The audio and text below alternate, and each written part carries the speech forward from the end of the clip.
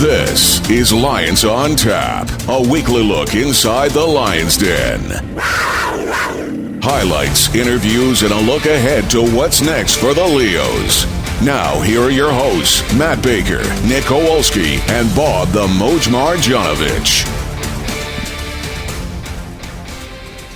Welcome to BC Lions on Tap on AM 730 and the Lions Audio Network. As the man said, it's the Moj Bob Marjanovic along with Matt Baker and Nick Kowalski from the Lions Audio Network, coming to you tonight from the Rendezvous Pub in Langley as we host another edition of this program. And gentlemen, a lot to get to tonight. We'll hear from Lions safety Quincy Mauger. He is on location. He will join us in a couple of minutes.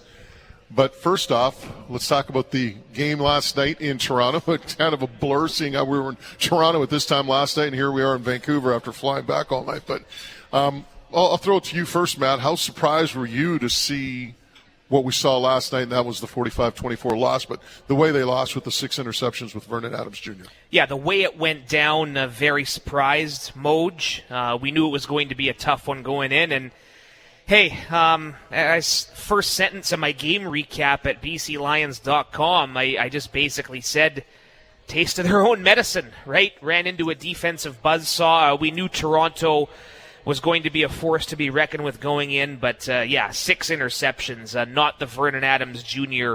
we've known. 7-3 as a BC Lions starter dating back to last September, and he owned it after you guys talked to him on the post-game show. We talked to him. Definitely, it's not going to sit well with him or anyone in that locker room. But yeah, I'd have to say, overall, quite surprised at how it went down. Nick?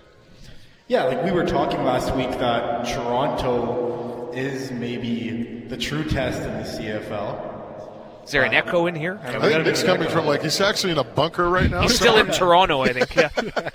Yeah, calling in live from the CN Tower. There we go. But yeah, we were talking about Toronto maybe is the true test. I mean, they're the defending Grey Cup champions after all, and they definitely brought it yesterday. You obviously do not expect to throw 6 interceptions, but to maybe steal a page from TJ Lee, what he was saying after postgame is that you want your quarterback to be a gunslinger. You know, we were trailing by double-digit points in the fourth quarter, and how many times do you see quarterbacks they just throw curls and they chip away and get 5-10-yard completions, and then next thing you know, you have to throw a Hail Mary and the game's over. At least Vernon.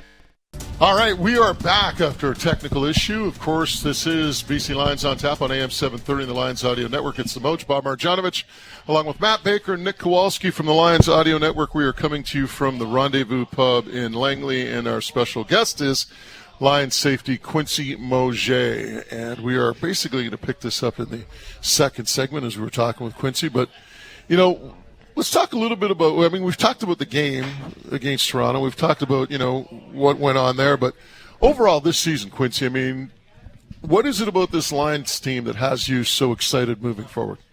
Oh, man. Being it's my second year, I always harped on it. I've never been a part of a team that just feels so much like a family vibe. The last time I felt this was like high school. So just everybody being able to play for each other, and having a defensive coordinator like RP, he's a real players coach, so he knows how to dial things in and being able to relate to guys too, so it doesn't feel like all business. It's definitely a different feel. So it's always a lot funner playing with your guys. But the big thing too is the fact that you guys not only, we're talking on the field, we're talking most of this bonding is occurring off the field. Oh, for sure. We're going to Symbolis tomorrow. I'm a part of the offensive line. Just everybody just are wanting to get together, do some things, activities. I know they got families back at home, but just to take a little bit out their time to being able to grow together. It means a lot to a lot of guys. It's really every group too, right? Like we were looking before the show, we were looking at Alex Holland. Where are they at right now? They're at some farm right now. Yeah, they're in the farm in Langley right now, doing some axe throwing. Yeah, the receivers and the DBs. Saw that online. Yeah. They're tight. Yeah, like the receivers too. And there's such a funny group on both sides too, right? The receivers and the DBs. You guys go to practice a lot too, but it's healthy competition, right? Oh no, you guys do that. Yeah. Iron sharpens iron. Yeah, so you guys even we see Hollins and Gary going at it, but it's all for the betterment of the team, right? Most definitely. Like I said, and the coaches say, like, that's the best receiving corps that we'll always go against throughout the season. And that's just in my opinion.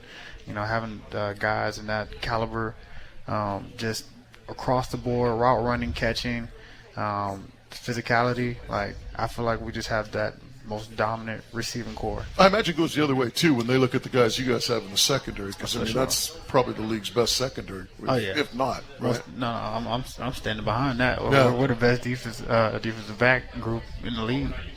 Yep. And I was crunching a lot of the numbers going into the Toronto game, just the 21 points allowed in 3 games. The second best 3-game start for a Lions defense in history, behind only the 1964 Grey Cup champs.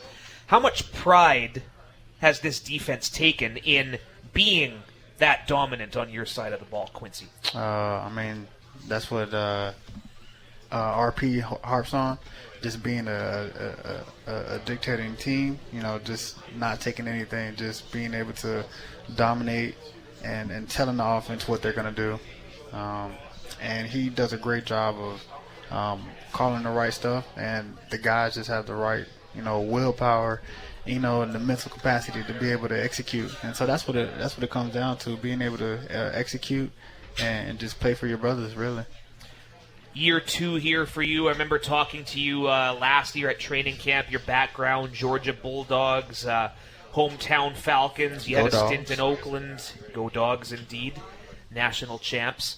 The AAF, I don't think you want to talk much about that, but you're a full-fledged Vancouverite British Columbian in year 2. How have you enjoyed the transition to being up here in Canada? Man, like I tell everybody, I'm Canadian now. That's how I see it. Like, after my first beaver tail, I'm a Canadian through and through. A beaver tail, Cactus Club, y'all can catch me there any time. All right, what's the biggest part of the transition? It got to be the money. The money? Oh, man.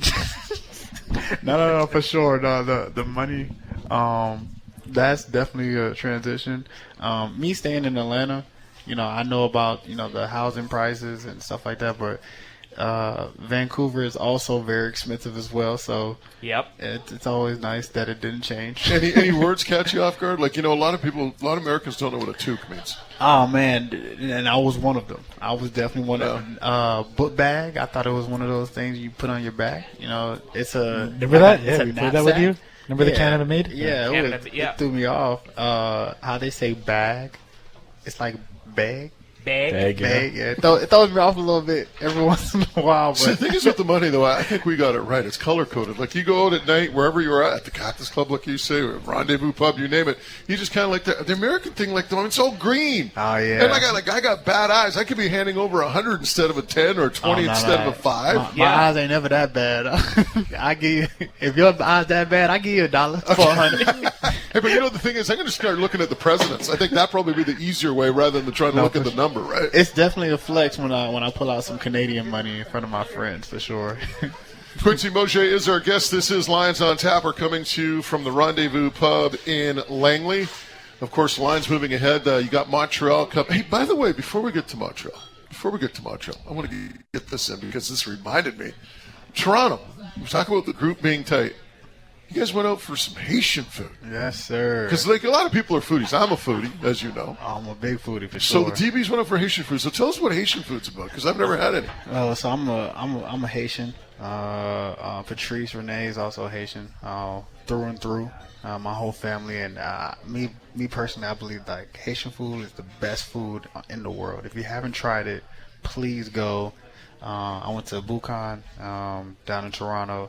And I can't wait to go to Montreal because, they got some Haitian food. So I've heard. I will be doing my research. But, man, I had black rice, which is Dijon, bonhomme pesé, which is like fried plantain. Look at you, man. I do it all. You know what I'm saying? I the accent, too. It just rolls off the tongue. But, man, it was just amazing food. So if you want to tap in with me in Montreal, come tag along with the DBs. Yeah, you know what? I just might. We're there. September 1st. I just might because, you and me, we've talked about this. I love food with a kick. Come on now. Right? I ain't gonna steal your own. Not with food. You gotta get food with a kid. You can't have food that's bland. You gotta have something in it, right? Oh, okay. And if Haitian food's got that, I'm in. Hey, what do you mean by that? I'm just saying, if it's got the little, I'm in. I'm in for the Haitian food. Did you try the jerk chicken in the press box in Toronto? Press box meal in Toronto. I was telling Quincy on the drive out here. You try it? All right, are we back? I guess we had a little bit of a glitch there. You know what? We're going to take a break right now, and we will come back and further our conversation with Quincy Mauger of the BC Lions. We will take a look at the matchup against the Montreal Alouettes coming up Sunday at BC Place and get into a couple of other things. So maybe we'll even talk a little bit more food. This is Lions on Tap on AM 730 and the Lions Radio Network. Now, back to Lions on Tap. Here again is Bob Marjanovic. It's the Moj, Bob Marjanovic, along with Matt Baker and Nick Kowalski from the Lions Audio Network. We're coming to you from the Rendezvous Pub in Langley. Our special guest tonight is Lions safety Quincy Mauger. I'm going to get into a little trivia here with Nick Kowalski. This is the world-famous Nick Kowalski Lions trivia, Quincy. But, seeing how – are you one of these guys that kind of studies up on teams and, learns about the history of it and all that? The history? Yeah. I ain't gonna lie to you. You got to learn a little bit about the history, He's just a young guy. Yeah, for sure. But, you'll be able to kind of, read up a little bit. Maybe you'll learn some stuff here. I definitely will. But you got, for people that don't know, you got skunked a little earlier tonight. Yeah, for sure. Oh, you did, because I came up with one of my really good doozies, and that is name the only school that's produced 3 different Super Bowl MVPs. And I should have known this. Yeah, because it was your school. Man, University of Georgia. Yeah. Hines Ward, Terrell Davis, and the one that was really interesting is a guy by the name of Jake Scott, who won it with the Miami Dolphins in the early 70s. Man. And Jake Scott played for the BC Lions in 1969, and then he went to the NFL and played a whole bunch of seasons in Miami, and he won a Super Bowl with the Dolphins. And we produce nothing but greatnght. That's all. Yeah, such greatness you don't even know even know who the guys were. I'm just part of it. All right. Before we get to trivia, Montreal, what type of challenges are they going to possess? We watched them last week against Winnipeg. They're still a great team. Their run game is something that we, have to focus on as well. And they got a few weapons at the receiving core as well. So it's just one of the things that we just got to dial in on the stuff that we have. Just going in from this past week, yesterday, and just learn and grow, and just knowing how to face adversity. Do that's one of the things that's interesting about the way this team operates, and I think most CFL's team too. Talking to Coach Campbell, it's like you focus on what you do. You don't really focus that much on what the opposition does. I mean, you watch film, yes, you kind of know what to expect, but it's like, and you talked about earlier, Ryan Phillips, your defensive coordinator, he wants to dictate to the offense what they're going to do. It's not the other way around, and it's like we focus on our responsibilities, and we're going to go out there and execute our game plan and make them adjust to us. No, for sure. No, that's definitely one of those things that we, try to instill in the, defense and everybody. Really, just making sure that as long as we come with a game plan and we, stick to what we've been training on to do, just we're the best that we can be on game day. Like what Rick said 1 week, he said, how you show up on game day is not by accident. And so how preparation following that day is everything. And so if we do that, we're going to be pretty successful in Montreal. How much time do you spend watching film? Oh, man. Literally all day, every day, to be honest. Yeah. Like after Are you one of those film junkies? Yeah, just about. Like, you just got to really know your opponents. Every once in I got a dog at home, so, I walk him. Play a little video games to kind of decompress. Mm-hmm. But other than that, like I'm locked in. I like to be able to watch some plays. If I see something that's that can get a little tricky on the field on game day, I'll text TJ some film, a picture of it or a video of it. I might text GP. I might text Coop just to see like, hey, what are you guys thinking? Yeah. And that's interesting because again, you talk about that communication that you've got with your fellow DBs. Mm-hmm. You can do that away from the facility rather than, kind of waiting next. Because a lot of times when you wait that 24 hours or 12 hours or you Yeah, forget, I'm not for sure. right? Nah, I'm definitely like, especially if like my dog go crazy in the house. Like I'm quick to What type of forget dog you something. I got a standard poodle, Yeah. like 1.5, and he's like, man, he's going crazy. Okay. So if you have like, if you're kind of like, one of those days where you're stressed out, you just come home and you have fun with the dog. Oh, right? not for sure. No. Nah, he'll definitely get you out. All right, Kowalski, this is your time. Trivia time? Trivia, let's go. So I was thinking BC Montreal. First thought I had with the theme of this one would be the quarterbacks. We got Damon Allen, Anthony Calvillo, two of the highest passing yard totals ever in the CFL.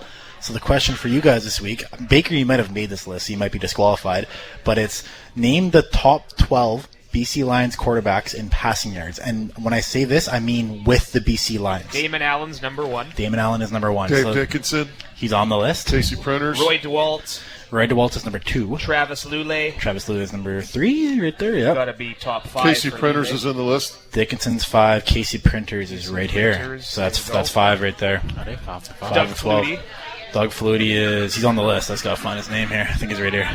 despite only 2 years here. Doug Yeah, Flutie almost had 10,000 yards almost in 10,000 2 years. yards. Yeah, not bad, right? So we're about halfway through this, right? Danny Top- McManus. That is incorrect. That's a strike. I want to give you strikes. You can't really say no. You change the rules. No. You got to negotiate this before we start. I did. No. Joe You Cap. Joe Cap is on the list. He's number 4. Go. 16,000. I would plus for Joe probably Cap. go like really. It's going to be a greasy pick, and I don't think he actually lasted here long enough. But if the cutoff is at 9,000, I think I know who you're thinking. Jerry Taggy. Incorrect. Two Jonathan- No, hold on. Jonathan I was Jennings. talking to Bake. No, I wasn't. strikes. You named it. You named No, it. I was just. I was It's talking to Jonathan Bake. Jennings. Baker just said a That's correct who- I answer. said That's who I- Jonathan Jennings earlier. You didn't even hear me. Oh, No, that's correct. 10,000 yards for Jonathan He didn't Jennings. say Jonathan. I did say. Jennings. I said Jonathan Jennings ages ago. You should have pulled that out. So we got 4 here. We got the last 3, and then we got one old one. An old one. So You're not going to go like Paul Brothers on me, No, right? I think this is 70s, if I had to guess top of my head. Well, if it's 70s, it could be Don Moorhead, but I don't think it's Don Moorhead. nice. That, Yeah. That's a name. I'll give you it. That's on number 11. Yeah, Don Moorhead. Went to So what University of eras are we Michigan. looking Don Moorhead, University of Michigan. I watched him as a kid growing up. We're, What eras are we looking here? I'm just trying to. I think 70s, 90s, and 2010s. so. 90s still. I think 90s, maybe 80s for this person. Matt Dunnigan. That's who he is, There you go. yeah. Very TSN well panelist. done. Yeah. Yep. So we got 2 more, and sorry, what era? 70s, you say? Maybe 60s even, too. I think early 70s. Who came after Cap? Like Paul Brothers, Cap, Don Moorhead. I mean, who else? Oh. This is Moge's wheelhouse right here. No, I know who it is because it was the same era as Taggy, Joe Palpal. Yeah. Oh yeah. How One could we more. forget One that? more. One more. This guy's still involved in the CFL. This guy's still involved. In what era was he a Lion? I'm know not giving it away here. It's like Dave two, Dickinson. Okay, We no, got no. Dickinson. already. Dickinson's there. Yeah. It's like 05 to 12 range, I think. Maybe What the? What are we? What are we missing? you'll be kicking yourselves when you hear this. Jarius Jackson. One. Nope. No. That's a strike right there, ain't it? That's a strike. Buck Right. Pierce. 3 strikes. It's Buck Pierce, Yeah. but that is 3 strikes. Yeah. My bad. There's the Yeah. top 12. Sorry, Buck. There we go. That wasn't bad. Okay. Not bad. All right, Not we bad. will take a quick break. On the other side, we'll come back and wrap things up. This is BC Lions on Tap on AM 730 and the Lions Audio Network. Now, back to Lions on Tap. Here again is Bob Marjanovic. This is BC Lions on Tap on AM 730, the Lions Audio Network. It's the Moj, Bob Marjanovic, along with Matt Baker, Nick Kowalski from the Lions broadcast team. We're at the Rendezvous Pub in Langley tonight. And our special guest is Lions safety Quincy Mauger. Lions getting set to take on the Montreal Alouettes this Sunday at BC Place Stadium. 4 o'clock kickoff, 3 o'clock pregame show, the Resurrection Spirits pregame show on AM 730. And Matt, I know that there are a lot of festivities going on this Sunday with FamFest. Yes, Fam Fest, just like it sounds, family is the theme. If you're here or you're listening and you have some youngsters or know people with kids, bring them on down to the game. Check this out. I think there's a little kid left in all of us. I'm jacked up for some of this stuff. There's going to be mascots on hand, so if you got kids that like Mickey Mouse, Disney, Iron Man, Pikachu, I know you like Pokemon, right, Moj? At least play Pokemon. Yeah. Chase and Sky from the Paw Patrol. Lots of mascots for kids to meet and get pictures with. We're going to have our backyard party at 1 o'clock, presented by Molson Coors. at Terry Fox Plaza. There's lots of kids' themes there. There's going to be face painting, spray tattoos. Kids will get to run on the field post-game. How cool is that? When you're a kid, you get to go run around. You know, I like that, and I see that at a lot of the other stadiums in the league. Most of the stadiums around the league do that, where they let the kids come down on the field level afterwards, and I think it's a great initiative shown by the Lions and BC Place. Halftime, we have the Extreme Dog Show, so that's very cool. Fans of all ages can enjoy Quincy, you that. should bring your dog out. Bring the poodle. What's the poodle's name again? Gojo. Gojo? Yeah. Okay. And have to get this in, get there early. First 5,000 kids through the door get a free BC Lions Pop-It toy. So lots of cool things going on here for kids. I love the mascots. I know Dwayne Vanneau's here watching. He was behind all the Star Wars costumes and everything. So that's going to be a fun time. You know what we should do? And I know that another organization has done this that I've seen. Bring the dogs out, the players' dogs. Yeah. Bring them out like Blitz. Girlfriends Get Lucky's or dogs, yeah. wives or whatever, mistresses, I don't know. You know what you do is like at halftime, and you have like a big dog race. Right, see which dog's like the fastest dog or whatever. Maybe like an obstacle course. I don't know. My dog's winning.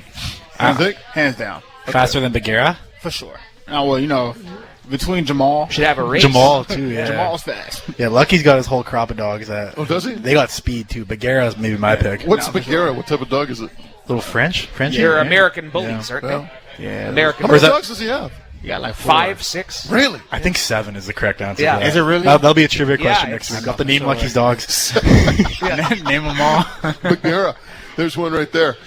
All right, that's a wrap for us tonight. Again, special thank you to the Rendezvous Pub in Langley for hosting us this evening. Also, special thank you to Quincy Mauger, the Lions, for coming out and joining us tonight as well. We did have some technical issues, but big thank you to Trevor Martins and Mike Whittingham behind the scenes, doing their best to keep us on air.